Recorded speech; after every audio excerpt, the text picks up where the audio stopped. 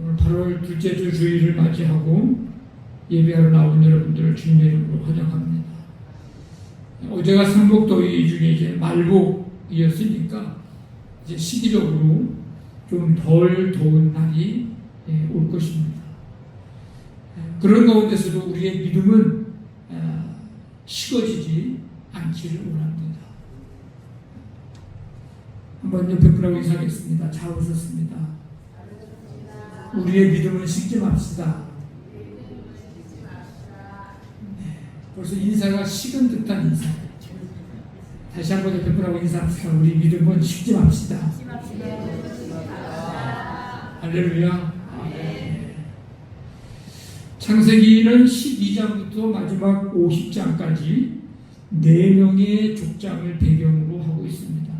아브라함, 이삭, 야곱, 요셉. 근데 이 족장 이야기의 중심은 계약입니다. 약속, 언약. 이 계약은 어떤 사람이 다른 사람을 위하여 무엇을 하겠다는 약속입니다. 하나님께서 아브라함에게 하신 약속은 무엇인가? 아브라함을 조상으로 만들겠다는 것입니다. 너는 너의 고향과 친척과 아버지의 집을 떠나서 내가 네게 보여줄 땅으로 가라. 내가 너로 큰 민족을 이루고 네게 복을 주어 네 이름을 창대하게 하리니 너는 복이 될지라. 오늘 읽은 말씀은 그 약속을 이루기 위해 하나님이 구체적으로 실행하실 일들과 그 약속을 받아들이는 아브라함의 이야기입니다. 아브라함에게는 조카 롯이 있었습니다. 그들이 살고 있었던 곳은 소돔이었어요. 소돔과 고모라 아시죠? 소돔. 근데 신할, 엘라살, 엘람, 고임 이 족속들이 롯이 살고 있는 소돔, 고모라, 아드마, 스보임, 수알 이 족속들과 싸우려고 말하자면 연합군을 이루어서 지금 시딤 골짜기에 모여서 대치하고 있는 겁니다. 결과는 롯이 속한 족속들이 패합니다. 그래서 소돔과 고모라의 모든 재물, 양식 다 뺏기고 말았습니다. 그런데 중요한 것은 소돔에 거주하고 있는 아브라함의 조카 이 롯을 그들이 잡아가고 재물도 다 빼앗아갔습니다. 이 사실을 이제 아브라함에게 알린 사람이 있었고, 그래서 아브라함은 훈련된 380명을 거느리고 가서 빼앗겼던 재물, 조카, 롯, 부녀들, 친척 다 다시 찾아옵니다. 오늘 말씀은 그 일이 있은 후의 일입니다. 얼마 동안의 시간이 갔는지는 알 수 없지만 그 후에 되어진 일인데, 하나님의 말씀이 환상 중에 이제 아브라함에게 임합니다. 아브라함아, 두려워하지 말아라. 나는 내 방패요 너의 지극히 큰 상급이니라. 그랬더니 아브라함이 주 여호와여 무엇을 내게 주시려 하나이까? 나는 자식이 없사오니 나의 상속자는 이 다메섹 사람 엘리에셀입니다. 그러면서 하는 말이 주께서 내게 씨를 주지 아니하셨으니 내 집에서 길린 자가 내 상속자가 될 것입니다. 그랬더니 하나님이 아니야. 그 사람이 네 상속자가 아니라 네 몸에서 날 자가 네 상속자가 될 거야. 이렇게 말씀을 하셨어요. 그러고 나서 아브라함을 데리고 잠깐 바깥으로 나와볼래? 그래서 바깥으로 데리고 나가서 하늘을 보여주면서 말씀하십니다. 하늘을 우러러 무별을 셀 수 있나 보라. 너 별 한번 세봐. 셀 수 있을 것 같아? 내 자손을 이와 같이 주마. 하나님이 바깥으로 데리고 나와서 이제 밤에 시청각으로 하나님 약속의 말씀해 주십니다. 아브라함은 하나님을 믿었고, 하나님은 아브라함의 그 믿음을 의로 여기셨습니다. 아브라함의 생애는 한마디로 말하면 언약의 생애라고 말할 수 있습니다. 언약의 생애. 아브라함에게 처음 주어진 약속은 후손을 통한 민족의 태도, 그들을 위해 가나안 땅을 주시겠다고 하시는 것, 이게 처음 주어진 약속입니다. 근데 그 약속을 받은 아브라함은 지금 말씀을 보니까 뭐 하고 있어요? 두려워하고 있습니다. 왜? 왜 두려워할까?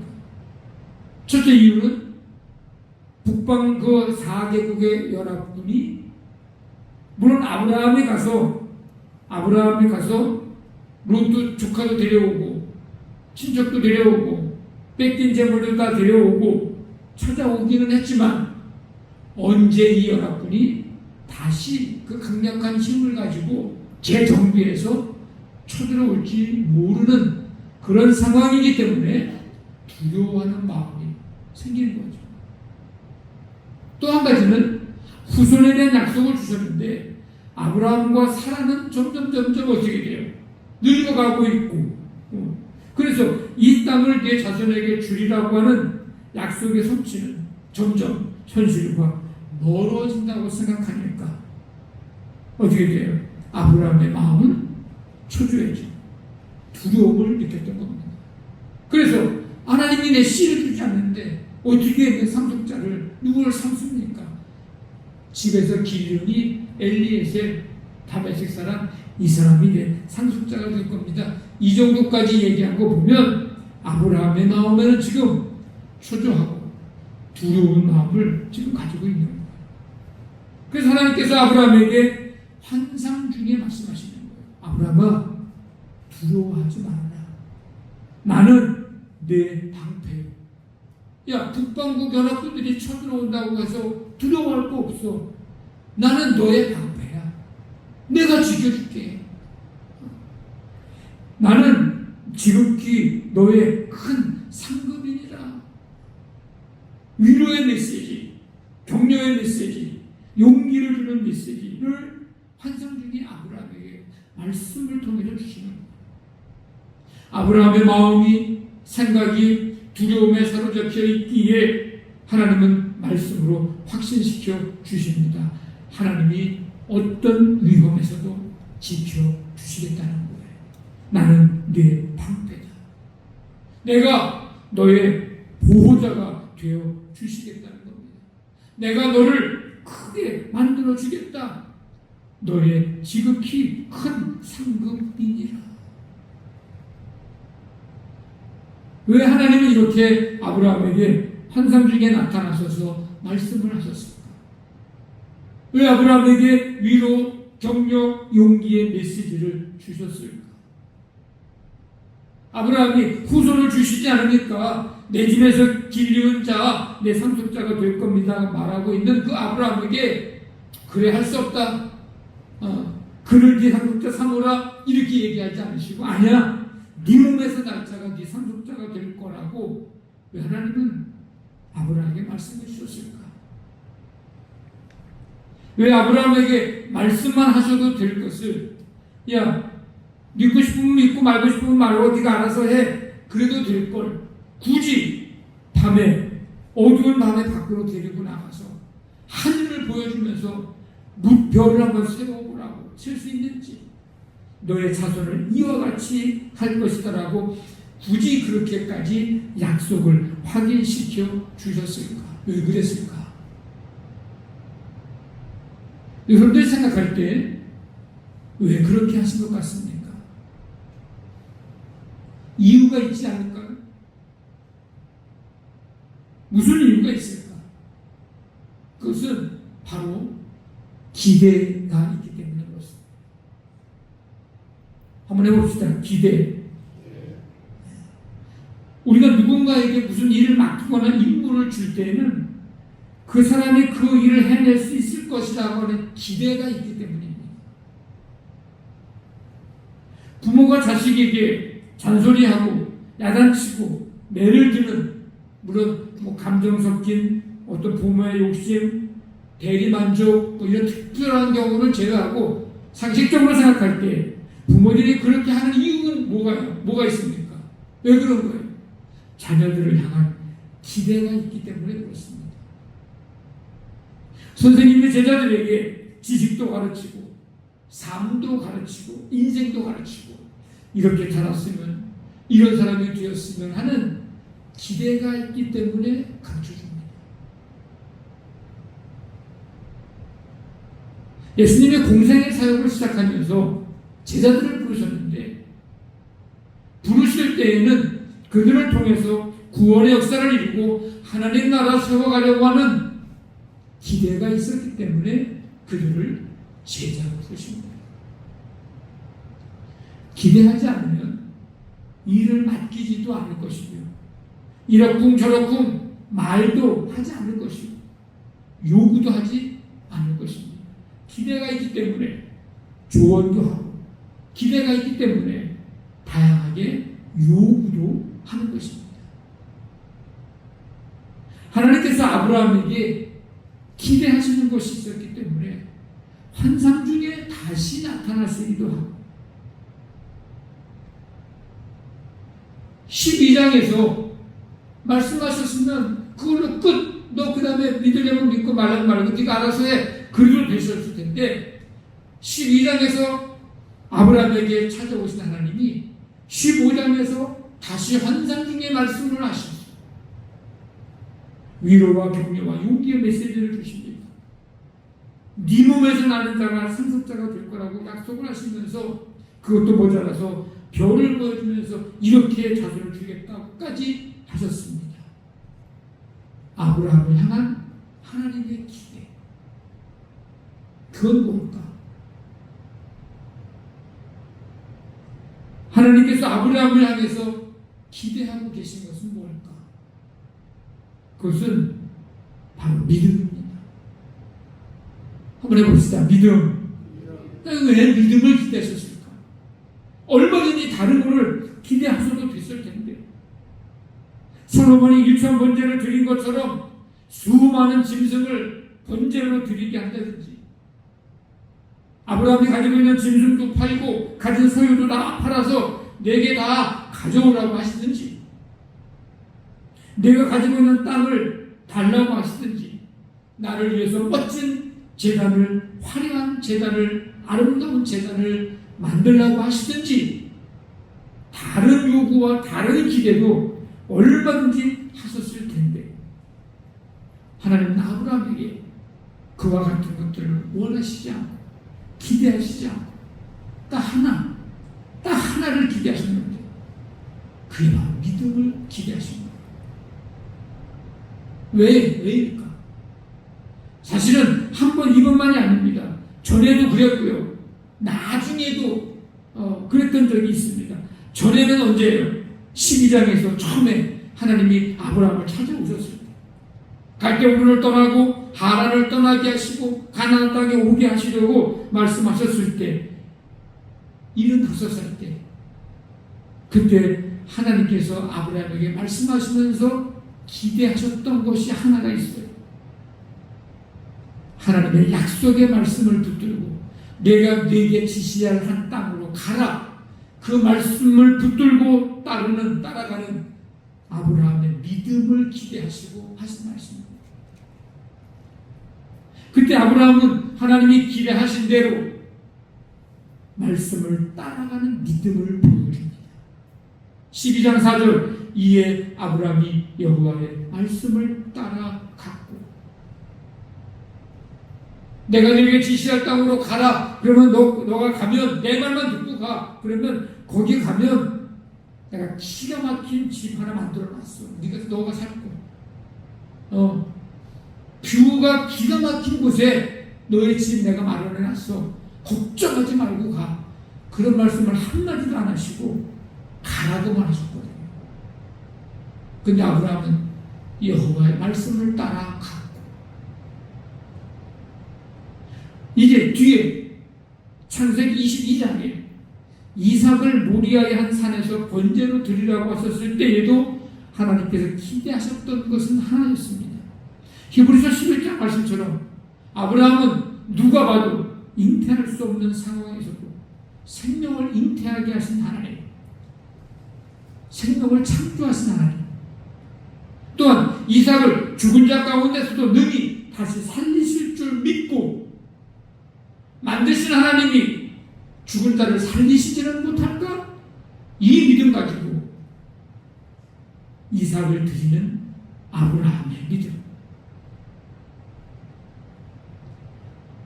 아브라함은 시험을 받을 때 믿음으로 이삭을 드렸으니 그는 약속들을 받은 자로 돼 그 외아들을 드렸느니라.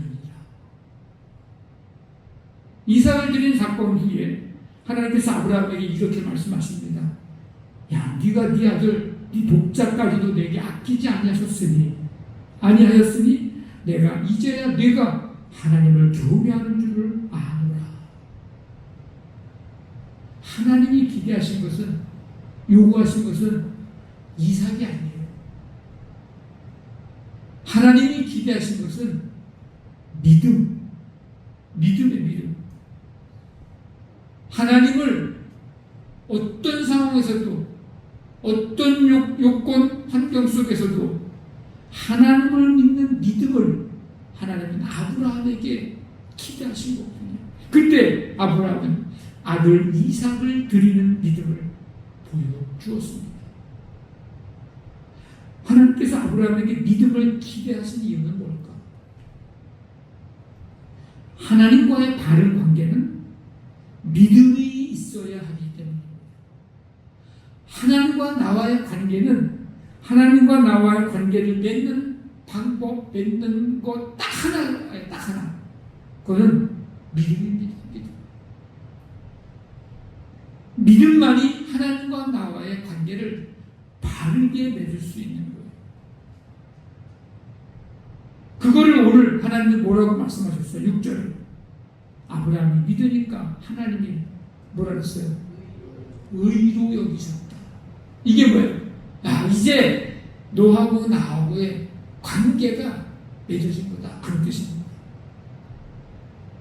하나님과 나와의 관계는요, 무슨 이 땅에서 우리가 하는 무슨 거래처럼 내가 이만큼 해줬으니까 너 이만큼 해주고 어떤 그런 개념의 얘기가 아니에요. 하나님과 나와의 관계는, 맺을 수 있는 관계는 딱 하나밖에 없어요. 믿음이에요. 하나님께 우리가 의롭다함을 얻을 수 있는 것은 다른 거 없습니다. 딱 하나예요. 믿음밖에 없습니다. 그래서 하나님은 아브라함에게 그 다른 어떤 것을 요구하거나 기대하지 않으시고 딱 하나, 믿음을 기대하신 거예요. 아브라함은 하나님을 어떻게 했다고요? 어떻게 했어요? 믿었습니다.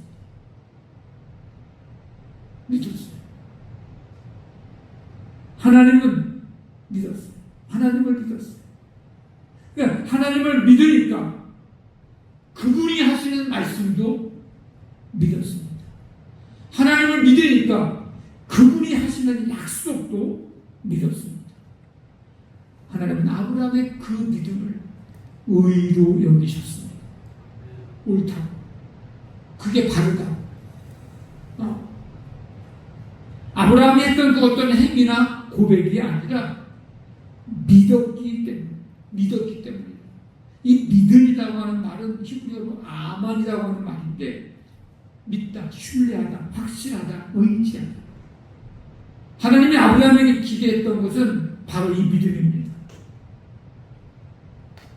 믿음은요, 동의하는 거예요. 신뢰하는 거예요. 변치 않는 충성이에요. 아브라함이 하나님을 믿음, 이것이 하나님의 말씀에 대한 아브라함의 대답입니다. 말로만 대답하는 게 아니고요, 하나님의 그 말씀에 대해서 믿는 것이 아브라함이 하나님을 향한 대답이에요. 이것이 하나님께서 기대하신 것에 대한 아브라함의 대답입니다. 자, 그러면 하나님께서 우리에게 기대하시는 것은 뭘까? 여러분 생각해 보신 적 있나요? 하나님은 우리에게, 나에게 뭘 기대하실까? 혹시 그동안 우리가 하나님께 기대하는 거가 있잖아요. 우리가 그것만 구하고 부르짖고 요구하고 요청하지는 않았는지. 하나님, 이거 기대합니다. 이거 바랍니다. 우리가 그것만 하나님께 기대하고 요구하고 있었지는 않은지. 그렇다면 이제 하나님의 나에게 우리에게 기대하고 계신 것이 뭘까를 한번 생각을 좀 해봐야 합니다. 그것을 찾으려고 하고 그게 뭔지 알려달라고 하면서 지혜를 구해야 합니다. 하나님은 나에게 뭘 기대하실까? 기대라는 게 있죠. 어떤 일이 원하는 대로 이루어지기를 바라면서 기다리는 것. 그 기대치라는 말이 있어요. 어떤 일이나 대상이 원하는 대로 되기를 바라는 정도. 하나님이 우리에게 기대하시는 것이 있고 우리를 향한 기대치가 있습니다. 하나님의 기대 뭘까? 특별한 게 아니에요. 아브라함에게 기대하셨던 것과 똑같습니다. 하나님은 우리에게 기대하시는 것이 믿음이에요. 우리가 믿음에 대해서 생각할 때 많은 사람들이 착각을 하고 오해를 합니다. 어떤 착각, 어떤 오해? 교회를 출석 잘하면 믿음이 좋다라는 착각과 오해를 할 때가 있어요. 주일 예배를 드리러 오는 일은 매우 귀하고 우리가 반드시 믿음으로 살아갈 때에 해야 할 기본적인 신앙의 모습입니다.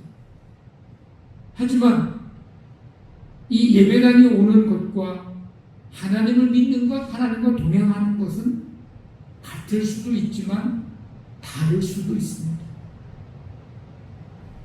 이사야서 29장에 보면 이 백성이 입으로는 나를 가까이 하며 입술로는 나를 공경하나 마음은 내게서 멀리 떠났나니.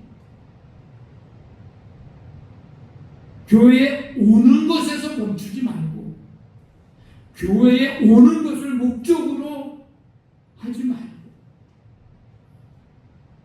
근데 그게 목적인 사람이 있어요. 교회에 오는 것. 그건 목적이에요. 그건요, 교회 오는 게 아니에요. 교회에 와 주는 거예요. 그런 사람은 와 주는 거예요.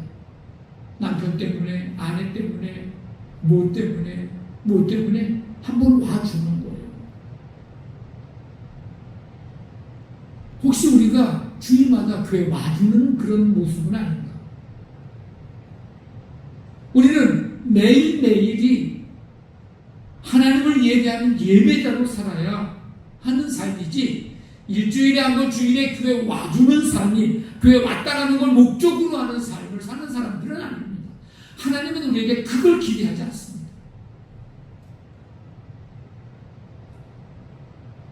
어떤 사람은 감정적인 은혜가 체험이 많으면 믿음이 깊다고 착각을 하거나 오해를 할 때가 있습니다.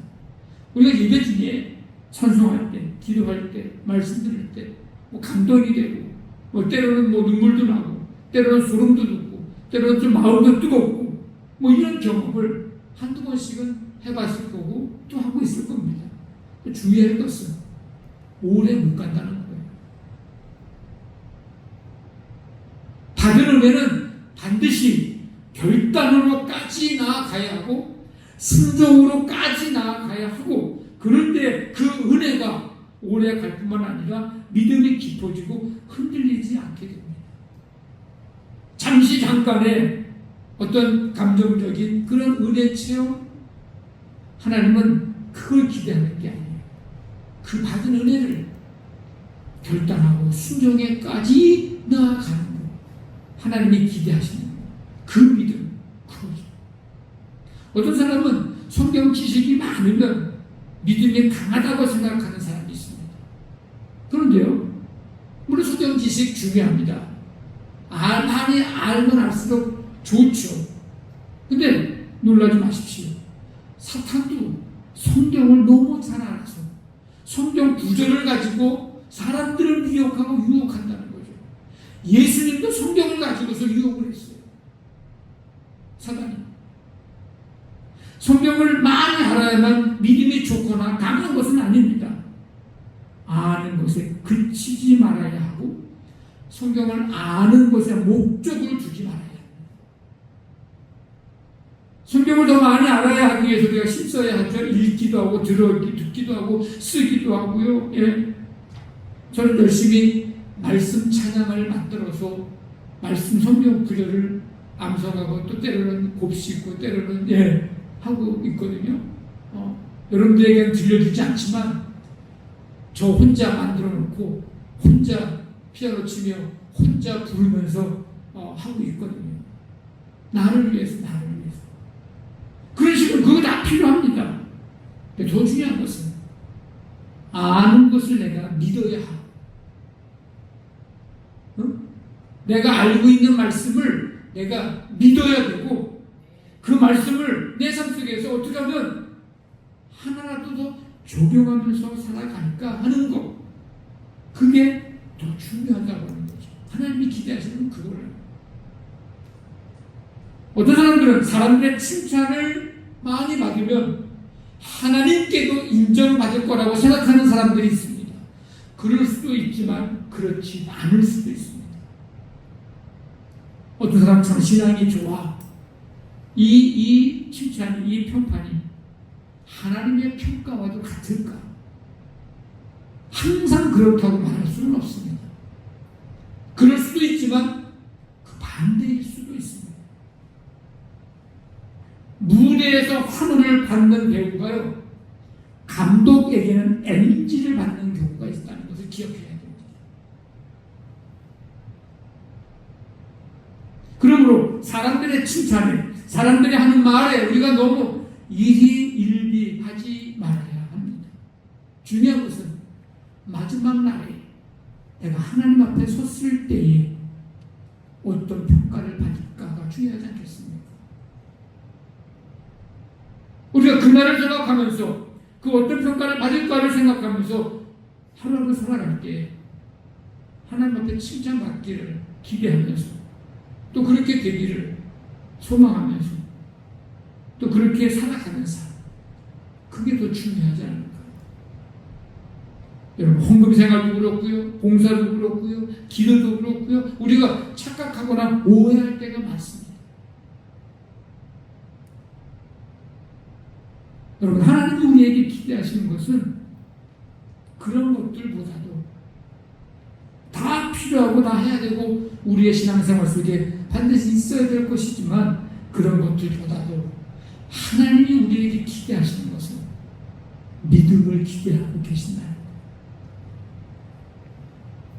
많은 업적을 기대하시는 것보다, 많은 헌금과 봉사를 기대하는 것보다, 많은 화려한 신앙의 경력과 체험을 기대하시는 것보다 어떤 상황에서도 하나님을 전적으로 신뢰하는 믿음을 하나님 우리에게 기대하고 계십니다. 지금 내가 처한 상황이 어떨지라도 하나님을 신뢰하는 믿음. 네. 세상이 흔들리고 사람들은 다 변해도 변함없이 내가 하나님을 신뢰하는 그 믿음. 나이가 75이지만 90살이 와도 99살이 아니 100살이 넘어가도 하나님께서 주시겠다 하면 반드시 하나님의 주시길 거라고 믿고 변함없이 하나님을 신뢰하는 그 믿음. 모든 사람들이 이래서 하나님을 떠나고 저래서 하나님을 믿지 못하고 하나님을 등진다 할지라도 나는 끝까지 하나님을 신뢰하는 믿음.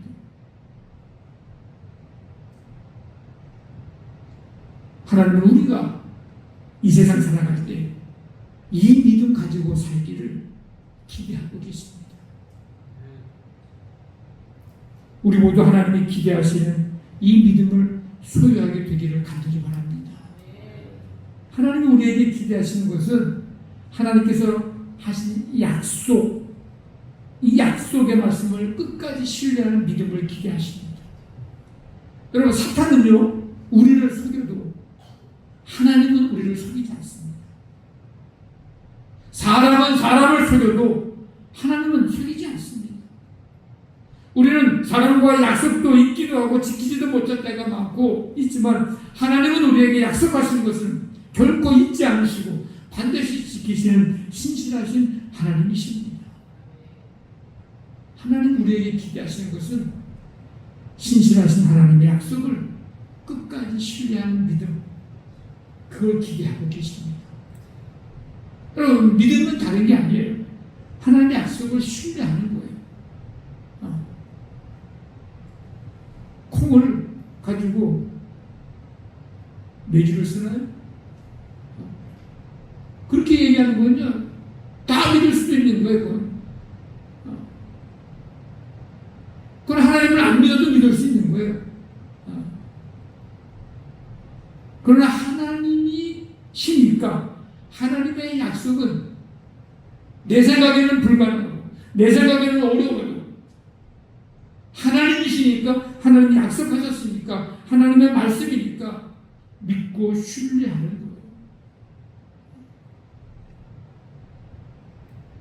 마리아는 천사로부터 보라, 내가 잉태하여 아들을 낳으리니 이름을 예수라 하라, 약속의 말씀을 듣게 됩니다. 그때 마리아가 뭐라고 고백하신지 아십니까? 주의 여종이오니 말씀대로 내게 이루어지이다. 이렇게 고백하면 안 되는 거예요, 마리아는요. 왜냐하면 지금 결혼도 한 처녀가 임신해서 애를 가졌다. 이건 지금 율법에 의하면 돌에 맞아 죽어야 되는 상황이거든요. 근데 그게 나한테 이루어지기를 바란대요.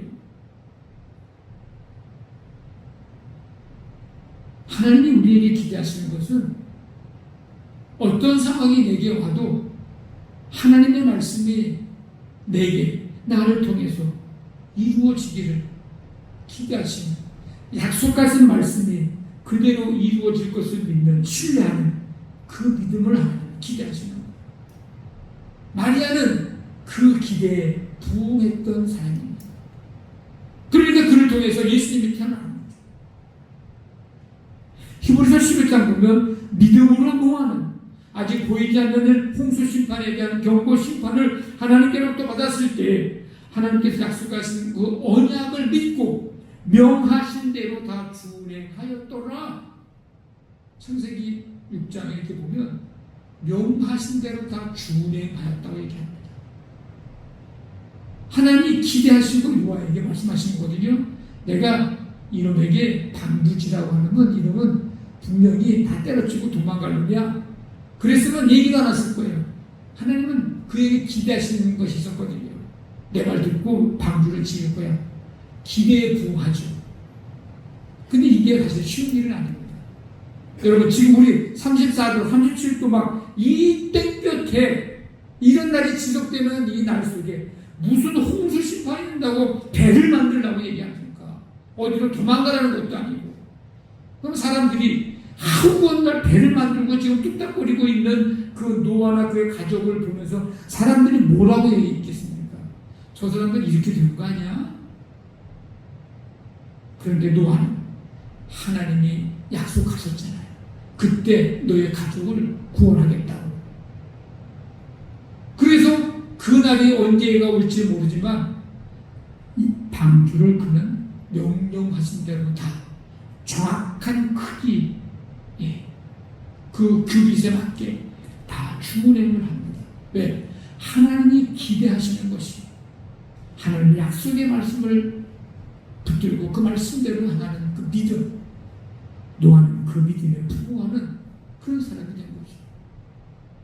여러분, 하나님의 약속의 말씀, 그 누가 한 게 아니고 하나님이 하셨기 때문에, 하나님이 하셨기에 여러분 신뢰하시기를 바랍니다. 내가 한 게 아니에요. 내가 하는 말은 뭐 여러분 안 믿어도 돼. 그러나 하나님의 말씀이니까 우리는 그 말씀을 신뢰하는 거예요. 하나님이 하신 거니까. 사람이 하는 말은 못 믿을 수도 있어요. 그러나 하나님이 하신 말씀이에요. 우리에게 기대하시는 그 믿음이에요. 여러분, 믿으면요 맡길 수 있어요. 믿으면요 기다릴 수 있어요. 누가 주구장창 기다리는 거예요. 아브라함 75세 약속하셨는데 주구장창 기다리는 거예요. 25년 기다려서 이상 났잖아요. 믿으면요 기다릴 수 있는 거예요. 믿으면 따라갈 수 있는 거예요. 어디를 가든지 주를 따라가는 거예요. 믿으니까. 못 믿으면요, 가다가도 도망가죠. 가다가도 제길로 빠지죠. 믿지 못하는데 어떻게 따라가? 믿으니까 끝까지 따라가는 거예요. 어디까지? 십자가까지 따라가는 거예요. 믿으니까, 믿으면 순종할 수 있습니다. 믿으면요, 드릴 수가 있어요. 내 시간도 드리고요, 물질도 드리고요, 내 마음도 드리고요, 내 몸도 드리고요. 믿으면요, 드릴 수가 있어요. 못 믿으니까 못 드리는 거예요. 여러분 아십시오. 하나님이 우리에게 기대하시는 것은 딱 하나라고 하는 거. 하나님이 내게 기대하시는 거. 믿음을 기대하십니다. 믿음. 하나님이 기대하시는 그 믿음에 부응하는 그 믿음. 우리 모두 하나님이 기대하시는 그 믿음 가지고 믿음으로 살아가는 우리 모두가 되시기를, 믿음의 사람들이 되시기를 주님의 이름으로 간절히 축원합니다. 아멘.